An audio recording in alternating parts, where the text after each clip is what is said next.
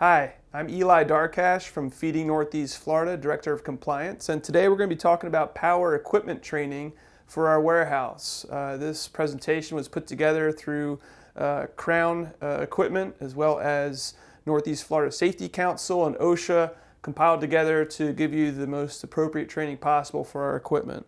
It's important that we take personal responsibility for our safety, not just your safety, but those around you.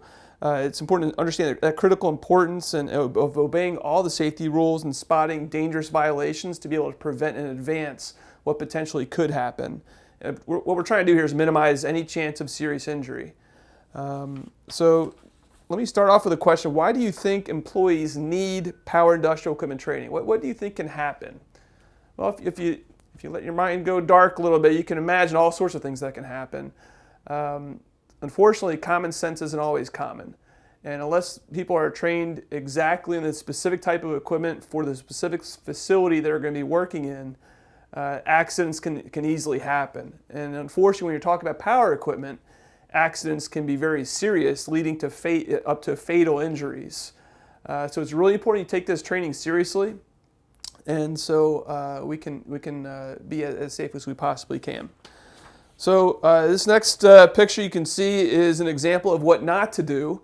This is some construction workers that appear to be riding high on the forklift on the forks in a very precarious position.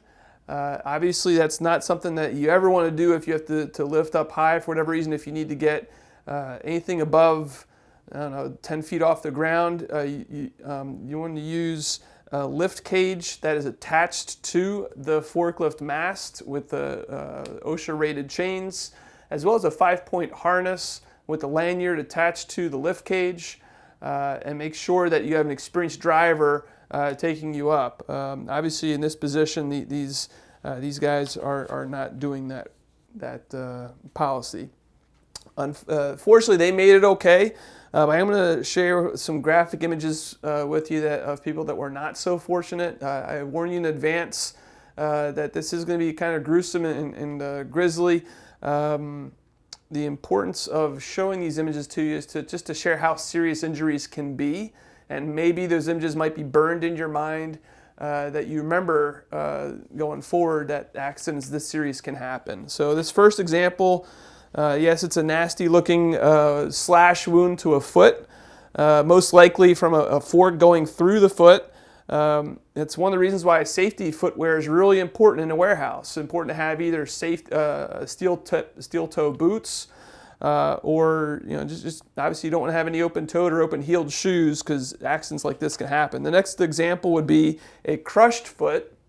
This is an example of either a pallet going down on your foot, so you want to be careful where you're walking, if you're walking underneath the forks, as well as you want to be careful if you're steadying a load not to allow the wheels to run over your feet because you're standing close by and in close proximity. So that could easily happen, and that would take a long time for that foot to heal.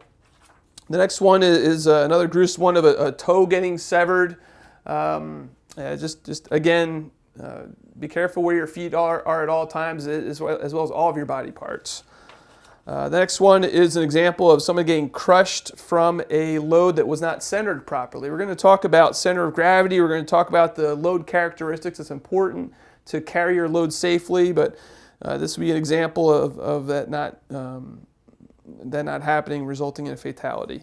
Looks like that was back in 2002. So we understand why employees need this power industrial equipment training. OSHA does require operators to be trained in the facility they're working so they know the hazards of the work environment and specific company policies. The employees can only operate the machine they've been certified to use. That's by law. So regardless if you've been working in another warehouse for 20 years and you know forklifts inside and out, unless you're trained specifically in the facility you're working and the specific equipment you're working on, you are not authorized to use that equipment. All right, so here's some sobering accident statistics. Every year, between 4,000 and 5,000 people are injured by forklifts. That's between 250 and 300 workers are killed within that number, and that's increased from past years. Of those fatalities, the largest percentage is from forklifts overturning. That's 22%, which is when the forklift overturns and crushes the driver or other workers. This is why we've installed safety seat belt switches, which means the forklift will not operate until your seat belt is buckled. That's a safety precaution to make sure that if the forklift does overturn, you're going to ride it all the way down and not get crushed by the forklift if at all possible, trying to minimize that risk. The next highest would be workers on foot struck by forklifts. And further down, as far as risk level, you have workers caught between the forklift and a surface. So, for example, if you're standing in front of a rack and another forklift doesn't stop in time and crushes you, that'd be an example of a fatality there. Basically, a body part caught against an object outside the truck can be seriously injured, even if you're only traveling 1 mile per hour, which is really slow. If your fingers or arm is outside the running lines and it gets crushed by a rack or something like that, the forklifts are powerful. It can still seriously injure you. Also, damage by forklifts driven into overhead installations or pipes, racks, machinery, walls, that can run into millions of dollars annually. So it's not just injuries we're trying to prevent here, but it's also protecting your company assets. That can be very expensive to the company with damage, as well as risking for future operators using that equipment. So this is why refresher training and evaluation is essential. At 2 points is required.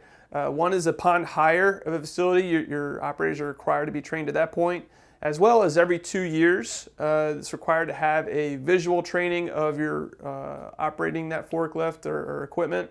And then every 3 years, you're required to have the written part of that evaluation. There's a short quiz that goes with it. So again, upon hire, and then every 2 years visual, every 3 years written is required. If there's any unsafe operation observed or reported, if there's a near miss or accident, if there's any evaluation that indicates need, if there's a different type of equipment that's introduced, let's say there's a new type of equipment that's acquired, you're going to need training on that equipment, or if there's any workplace condition changes, let's say there's new blind spots you weren't aware of before, those are all requiring training evaluation. So the first step when you approach your equipment is a pre-trip inspection. So basically your power dust equipment needs to be examined prior to being put into service. So you want to check the battery level, check the controls, make sure the horn and alarm works correctly, the brakes work correctly, it steers correctly. Any leaks, anything like that at all need to be observed and reported before you put that into use. If any of those features fail inspection, do not use that equipment. You're responsible to notify your supervisor to ensure that any equipment that fails that pre-trip inspection gets addressed ASAP, or proceed with the lockout tagout program. We're going to talk about that in a little bit, but it's important not just to walk away and assume that someone else is going to take care of it. You are responsible as that operator to report to your supervisor immediately if there's anything that fails that pre-trip inspection. So general safety rules, even if nobody is watching, is the 3-point technique to get on and off, which means you want to use 2 hands and 1 foot to get on and off that forklift. You don't want to jump down, that you might roll an ankle or something like that. Again, the seatbelt is critical to save your life in case of tip over. If there is no seatbelt switch on the forklift you're operating, operator only, no passengers on any part of any vehicle at any time. So no one hitching a ride or getting a lift or anything like that. Again, always keep your body parts inside the confines of the vehicle, especially your fingers and your toes, anything like that. Travel with your forks low, so you're not going to impale someone coming around a corner or something along those lines. Do not drive up to anyone standing in front of a fixed object like a wall or rack, and never assume that your brakes are going to stop in time. You want to use safe stopping distances at all times. Travel forward unless the load blocks your vision. So basically when you're sitting down an electric forklift, you want to make sure you have the best lines of visibility with no blind spots. So what that means is if you have a small low pallet or no pallet, you can go forward because you have the best visibility around. If you do have a tall pallet that is blocking your vision, you want to go backwards. You still have a little bit of blind spot behind you, but it's better to see as much as you can instead of being blocked by a pallet and trying to drive around it. The SHY rule is always in effect. SHY S-H-Y stands for slow, horn, and yield. So as often as you can at all times, you want to travel slowly. You want to use your horn when you're going around a blind corner or out a door, and you want to yield to pedestrians at all times. Pedestrians always have right of way. You want to stay 3 truck lengths behind other vehicles, or 3 bay lengths. And you want to increase that distance if you're on a ramp or on a wet surface. You want to think about your stopping distance, basically. So always stay 3 truck lengths behind. You don't want to tailgate right behind somebody because you don't know what they're going to do in front of you. No passing at intersections, doorways, or edge of the dock. And if you do leave the forklift unattended, let's say, for example, you're going to write something down or you're weighing product or something along those lines, if you're within 25 feet of that forklift, you want to make sure you lower your forks, you set the controls to neutral, and set the brake before you get off. That prevents it from shifting or rolling when you're not there. If you're outside 25 feet, you're also required to lower forks, set the controls to neutral, set the brake, but you also need to turn the power off. So those are your general safety rules. Next, we're going to talk about the data capacity plate. This example you see in front of you is a Raymond forklift. The few things that you want to keep in mind when you look at capacity plates, one is the truck weight with the battery. You can see the pounds there for this unit is 3,100 pounds. The reason that's important is because trucks don't all weigh the same. And so the weight with the battery shows you what that counterbalance is. So for example, in our facility, we have 3 different truck weights. The yellow Hyster is the heaviest, the orange Toyota is the lightest, and the red one is a middle range weight.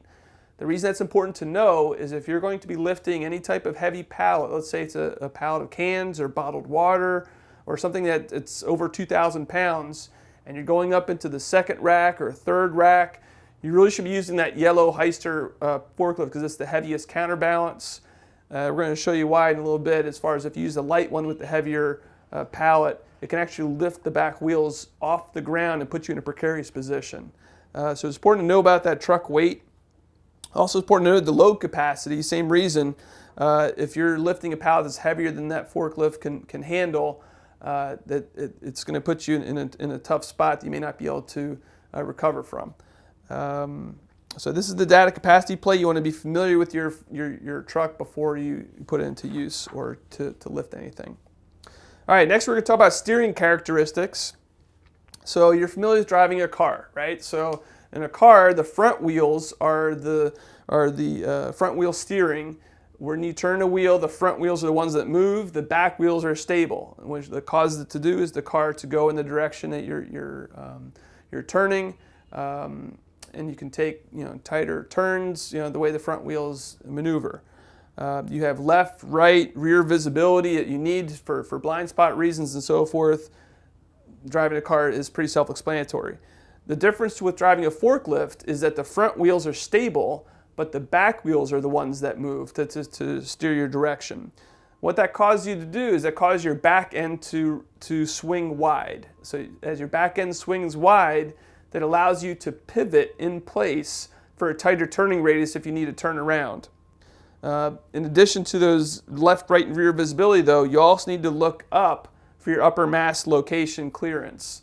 If you're driving, let's say, in and out of the cooler and your mast is up, you're going to hit that wall and cause damage. You want to make sure your forks are down and consider your clearance. If you're lifting up a pallet, what's above you, to make sure you have clearance of not hitting anything. Okay, so I wanted to share some steering characteristics examples. So while the forklift allows you to pivot to turn around a tighter turning radius because the back wheels swing wide, it also requires you to take wide turns to avoid obstacles. So in this example, you can see the forks. If you're going backwards, what aisle should you be in to make a left turn? Well, if you pick the left aisle to make a left turn, you're going to see that it hits the near rack and cause damage. If you use the right aisle to make that left turn, you're going to have room to make that left turn with the turning radius. Okay, so now let's switch it around. Let's say you're going forward instead of backwards, and you still need to make that left turn through that aisle rack. Well, if you're going to start in the right aisle to make that left turn, you have to watch out for that far rack that could cause damage. If you're in the left lane, making that left turn, that gives your rear wheels more room to make that turn. Hopefully you can visualize that happening when you do the actual hands-on part of the training. You'll get to feel what that steering characteristic feels like. Okay, so next we're going to be talking about load capacity and stability of those power industrial trucks. So the biggest concept to understand is the center of gravity. Okay, so balance point is a key part of the center of gravity. Let's say this object at the top, for example, has 48 inches equally distributed weight from left to right. So your center of gravity would be exactly the center point of that object. So you have 24 inches on each side. However, let's say, for example, you have a 60-inch object. The center of gravity is closer to the 25-inch side on the left there. Let's say, for example, that could be a pallet jack, for example. Your center of gravity is not anymore in the exact center. It shifts to the left where the heaviest part of that object is. The reason that's important, let's say our drivers, for example, move pallet jacks from the dock to the truck every day. Where they put the forks under to get that pallet jack from the dock to the truck makes all the difference in the world to make that, either make that pallet jack go on the truck safely or toppling it over and causing damage or injury. So it's really important to understand where to put your forks if you're moving them into an object that's not equally distributed. So this next example shows the load capacity and stability triangle. In this figure, you'll see a forklift. Let's say it's top-down view. Let's start with no pallet on there, so it's just an empty forklift. In that case, your center of gravity would be the circle on the left. It shows the vehicle center of gravity. That is because where you're sitting is the heaviest part of the forklift where the batteries are. However, when you have a load, especially a heavy pallet, that center of gravity shifts towards the circle on the right, especially when you're raising it up. And then the center of gravity is moving towards not only to the pallet, but also higher, which can lift your back wheels off the ground. So it's important to understand that where that center of gravity, you always need to know where that is at all times. Also, if you're making a turn, especially if you're going too quick for conditions, that center of gravity can shift to the left or right of your turn, causing an overturn situation. So that's why it's really important to go slow. All right, so when you pick up a load, it's important to understand that the load does not exceed the forklift capacity. So for example, if let's say you have a double stacked pallet and your forklift capacity is 3,000 pounds, but you have double stack, each of those pallets are 2,000 pounds each, which equal 4,000 pounds, you should not be lifting up that pallet. You want to take the top one off and separate them because it'd be too much for that forklift to handle. Make sure your load is balanced and make sure it's secure. You may need to restack or shrink wrap that pallet because if you lift it up high and it's not properly balanced secure, when someone comes to bring it down, it's going to topple over and can cause injury for anyone that's standing around, or obviously a big mess to clean up and so forth. You want to make sure that it's properly balanced left and right, top and bottom, as well as shrink wrapped securely. And as far as top and bottom, you want to make sure the heaviest items on that pallet are on the bottom, so it's not top heavy. It would make it wobbly and unstable. You want to center your forks evenly to distribute the weight of the load. They should be as wide apart as possible. So if they're close together and you're going into a pallet, your margin of error is really small, having that pallet be able to teeter-totter on either side of that fork. But if you have them wide going into that pallet, you're giving yourself the best chance to raise that pallet evenly and smoothly. And try to keep that level and keep your forks level and parallel to the floor, because if you raise too far back or too far forward and you're going into a pallet, you may have a tough time getting in. So when you're getting into a pallet, making sure your forks are parallel. Check for your overhead obstructions. Position your forks at the correct height and drive into that pallet as far as possible without touching it. Lifting slightly, tilting back to rest the product back on your mast. And then you can back out slowly to clear your racks and obstacles, watching your adjacent pallets, the pallets that are next to them on the left or right. Because if you're making any turns backing out of a rack, the pallets to the next of you can block you from getting out of there. It's going to be a tricky situation. And then once you get it out, you bring it down and travel with that load about 2 to 4 inches off the floor. Number one, for visibility reasons, and number two, if you're going around a corner and your forks are raised up high, that's a really dangerous situation to be in. So you're required to travel with those forks low. So again, when you're traveling with the load, pedestrians always have the right of way. Never assume that a pedestrian knows you're there, or never assume they're going to move out of your way. It might be the very first time in a warehouse, not familiar with how forklifts operate. So always give them the right of way and let them cross first. Keep your forks low, tilted back again. Continually scan both sides of where you're driving to make sure that there's no chance of someone coming in your way. Look for pedestrians, other traffic, anything like that. And let's see, you want to go slowly to avoid sudden braking. If you suddenly brake, if you're going too fast, you can lose your load forward with momentum. So you just want to go slow. Again, sound your horn, especially when you're approaching any type of corner or doorway. Especially in our dock, if you're going down the dock and you're approaching even a closed door, you want to sound your horn because someone might open that door not realizing there's a forklift on the other side, they can get slammed. So sound your horn even if the door's not even if it's closed. Let's talk about braking distance real quick. In this example, let's say you have two identical trucks side by side, and they're traveling in the same area. And one is traveling at 8 miles per hour, and the other truck is traveling at 4 miles per hour. Which truck do you think is going to be able to stop first? Well, the slower truck is actually capable of braking roughly a quarter of the distance of the faster truck. So it's another reason why it's really important to go slow, is you have that much more time to be able to stop on a dime quickly if you need to. In a smooth stop. Let's talk about traveling on gradient slopes, either uphill or downhill. In our facility, that would be the ramp going down to street level. A little bit of difference between a pallet jack and a forklift as far as what direction, forward or backwards, you need to go. If you're on a forklift, you always want to place the load highest on the slope.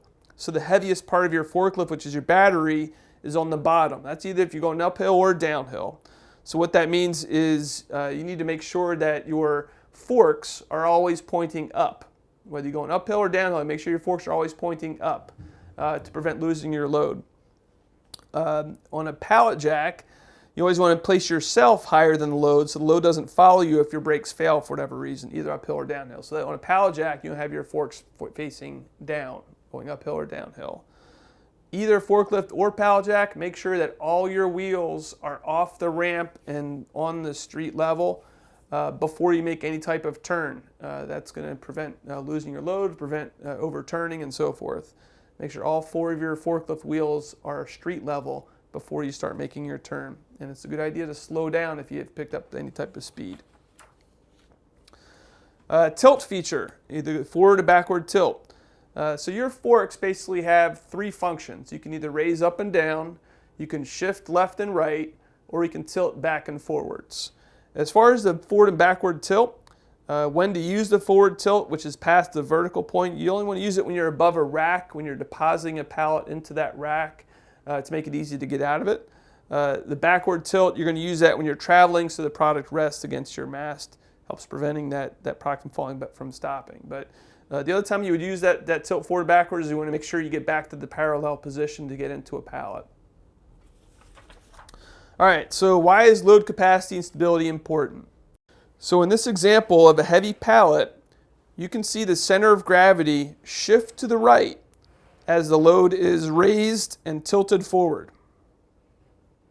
That's actually shifting forward. And for example, in this example, it'd be like depositing in a rack. What ends up happening is the back wheel comes off the ground due to the lack of counterbalance. The forklift's not heavy enough for this heavy pallet. This is a very bad position to be in. You do not want to be in this position.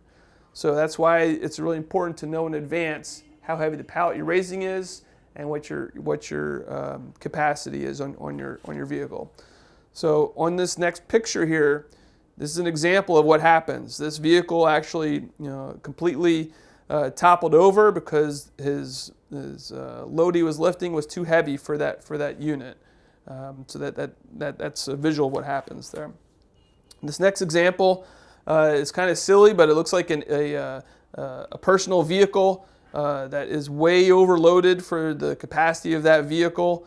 That's a very dangerous situation if that goes on the highway, for example, for any vehicle going around it. So that's why we want to be really careful when we're loading agency vehicles. For example, if they have their personal vehicles here, you don't want to overload them. You want to make, or if they have a trailer or something along those lines, you want to make sure that you're staying within that capacity of that vehicle to make sure that they're traveling back to their site safely. This next example is a pallet jack rolling over. Again, that's if you're not centered correctly under the pallet jack, that's very easily going to happen as far as toppling over and damaging the pallet jack or anyone standing around it. This next example is a pinned employee. If you can see there on the bottom of the unit, what caused that was basically the unit was traveling on a gradient slope where the left wheels were lower than the right wheels. Looked like some type of sand or rocky formation that was not even, and then rolling it over. So you always want to think about making sure that what you're traveling on is level and flat. Even making sure you're not running over debris or anything like that that can impact your travel. For dock safety, receiving distribution, it's really important to chock the tires of a trailer that you're going to be unloading or loading into to prevent that trailer from shifting or leaving while you're doing that activity. What can happen is if the trailer shifts, it can create a gap between the trailer and the dock, and we obviously don't want anyone falling in that gap. It's really important also to communicate with the driver what that all clear signal is before he leaves. It could be that when I'm done, I'm going to give you the paperwork. That's your signal if there's no red light, green light system.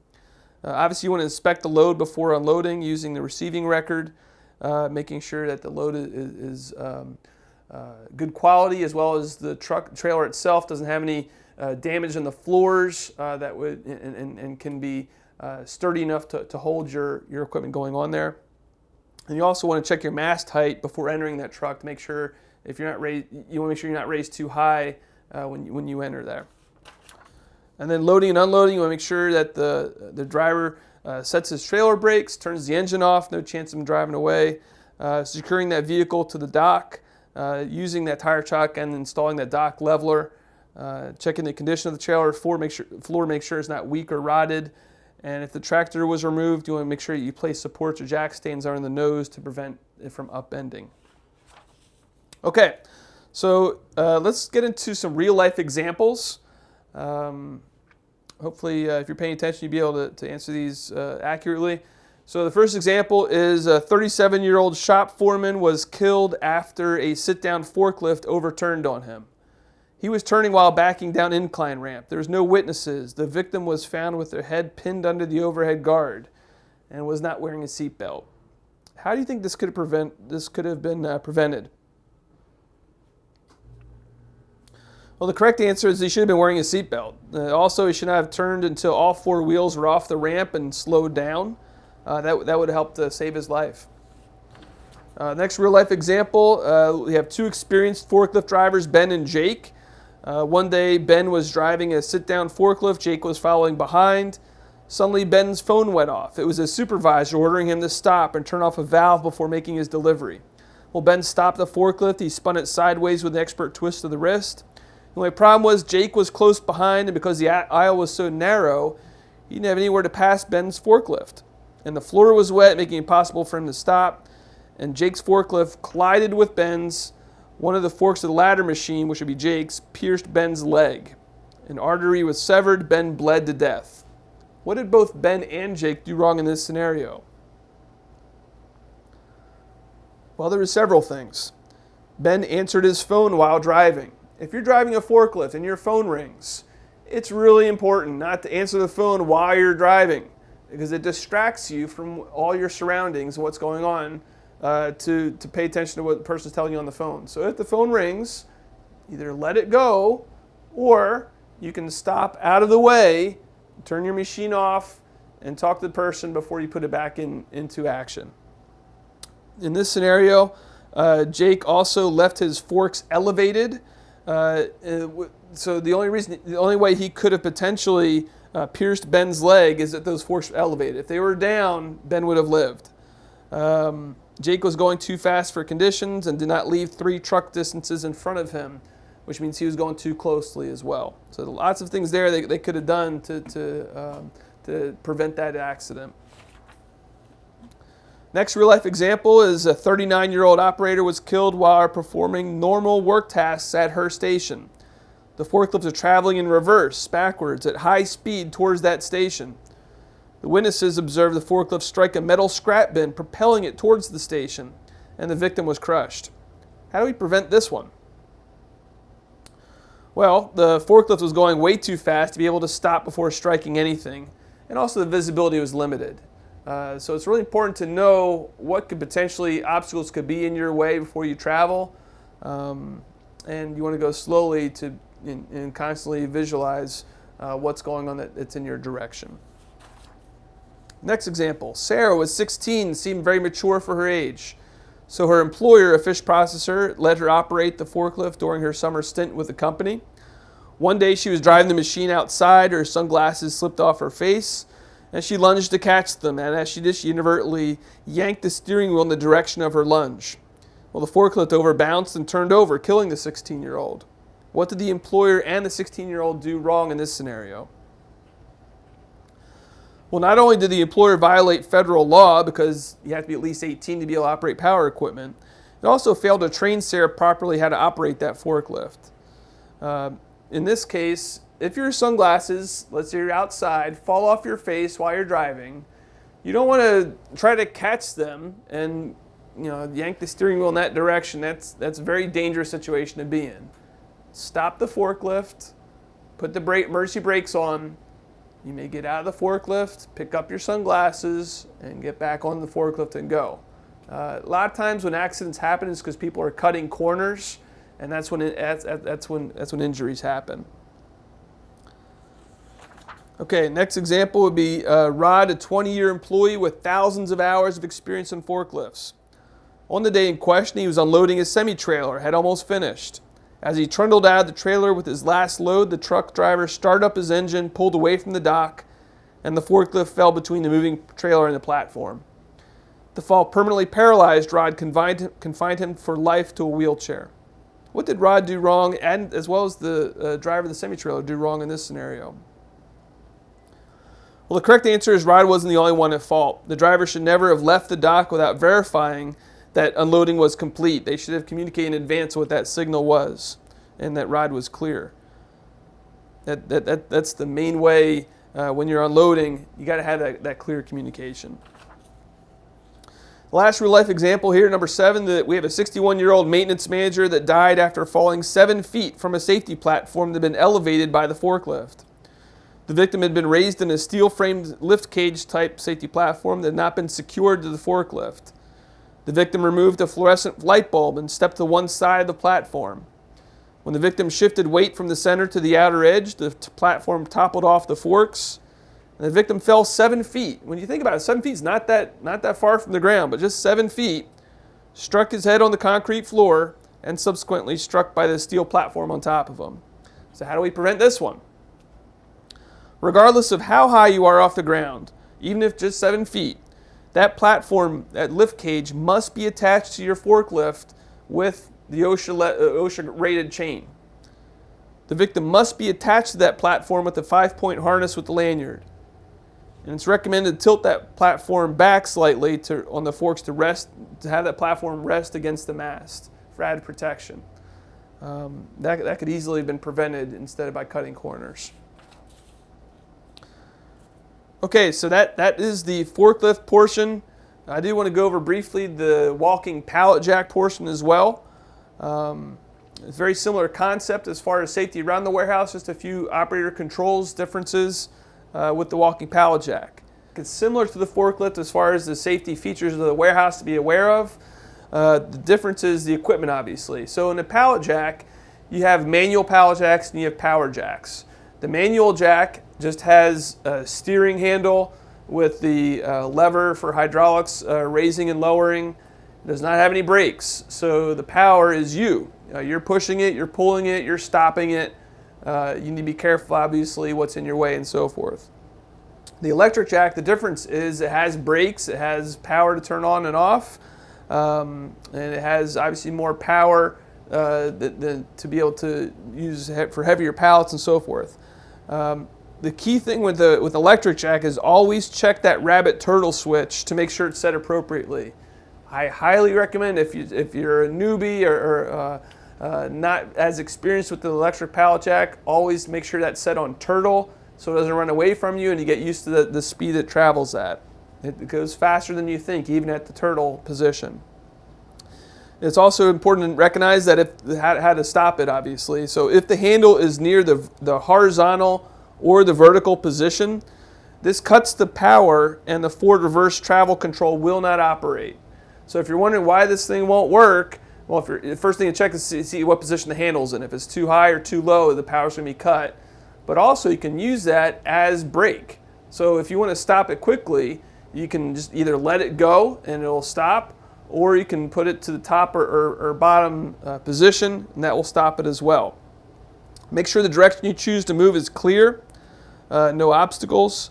And the biggest thing to remember with pallet jacks, especially electric pallet jacks, is that you want to travel to the side of them like you're walking a dog. You do not want to use both hands to go forward and backwards because you have no blind spots behind you. It's very easy to back up to a rack and get hurt.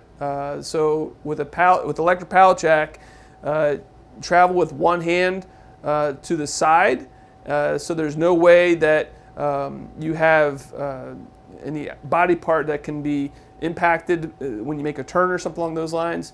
You also have the best visibility too. When you're walking this way with the load behind you, you can see all around you as opposed to backing up this way. I have no idea what's behind me. That's really important. If any pedestrians are in the area, obviously you want to use your horn to alert them that you are coming. You want to walk beside your jack. Again, do not walk across in front of the jack while the jack is moving because it's not going to stop as quickly as you would like it to. You want to raise your pallet as high as you can for under clearance and fork protection. And just think about your safety before that load, before moving that load. So, for example, if you're going to go into an elevator, let's say that for example. Let's say the elevator is going to be delivering somewhere. You want to make sure the load goes in before you do, so you have access to an exit. So put the load in first, then you go inside the elevator, hit your button, then you're the first one out, not the load out first. If you're on a ramp, again, make sure the forks are uphill when you're in a forklift, but downhill on a pallet jack and so forth. Always think about your safety first. Okay, next we're going to talk about stopping and parking the warehouse equipment. It's really important to park in designated areas only. You do not want to stop or park your equipment near doors or curtains or obstructed views or anything like that. Definitely do not park or stop in high travel areas like in the middle of an aisle or something along those lines where someone needs to get by you. You also do not want to park near or adjacent to fire aisles or stairways, emergency exits, any eye wash or fire extinguishers, anything along those lines. Always keep free and clear access to those type of equipment. Okay, for battery charging and battery safety, you can tell if the battery needs to be charged in two ways. Number one, if the meter indicator shows low levels, let's say, for example, there's only 2 bars left, it's time to get that charged. You don't want to be stuck somewhere trying to lift something and the battery dies on you. The second way is if the unit starts declining speed or hydraulic ability, it's time to recharge that battery. It's important to note that all chargers are not alike. They come with different voltage. So we have 48, 36, 24 volt chargers. So make sure that your forklift matches up correctly to the charger you're going to. Usually you can tell by the color of the connector. So for example, blue matches to blue or gray matches to gray and so forth. Inspect your battery connectors for damage. If there's any damage on there, you don't want to cause injury, obviously. So we may need to get that inspected for service. Obviously, no smoking in any battery charging area. That'd be a big risk. And if there is any type of electrolyte spill, you want to use baking soda or even kitty litter or anything along those lines to neutralize that spilled acid. Your PPE or personal protective equipment is going to include face mask, acid-resistant gloves, an apron, that would help protect you. Know the location of your eye wash stations and showers if necessary. This is basically referring to if you're putting water in the batteries, because batteries need water to operate. We do that on a monthly basis, but they have battery acid inside. So if you're going to be doing that activity, make sure you know where the eye wash stations are. And use the appropriate equipment to change the batteries if necessary. So make sure if you're going to be taking a battery out and putting a new one in, you want to secure that battery before removing it. Okay, the last concept for today is the lockout and tag out program. What this means is if your unit malfunctions in any way, whether it be the brake or the horn or the steering or if it's leaking fluid, anything like that at all, you want to make sure that you park that unit in a location that's out of the way of operations. It's not blocking any emergency exit or emergency equipment. You want to make sure you pull the power disconnect and remove the key so no one comes in behind you and assumes it's good to go and wants to put it into use if there's something wrong with it. You also want to place a sign covering the power with out of order sign, so that's obvious before anyone tries to put any type of key in or turn any type of power on. You want to make sure that out of order sign is obvious. And then you also want to contact your supervisor immediately, not waiting till the next day or next shift or anything like that. Right away, you need to let your supervisor know there's something wrong with this equipment so they can get a service tech in there as soon as possible. It's also important to document when and what happened for servicing purposes. Yeah, so at this point it's typically an interactive part where we answer questions. If you have any questions for me, I'd be happy to answer them for you. You may contact me directly at 904-201-4413 or email me at edarkatsh@feedingnefl.org. At this point, it's quiz time, so hopefully your supervisors provide you with the quiz for the forklift and the electric pallet jack. This is a required portion of your training.